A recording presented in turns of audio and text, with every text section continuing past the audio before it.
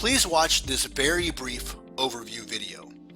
After watching this video, click the green Next button to get started. Fill out your business details and please note your phone number and email address.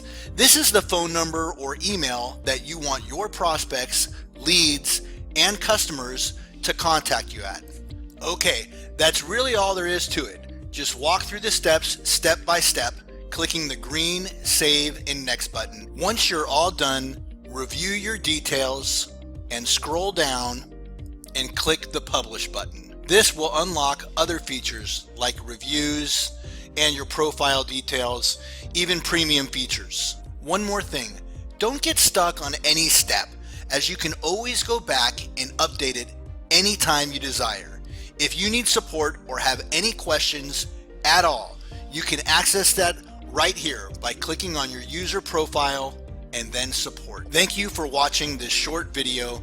Go ahead and click the green Next button to get started.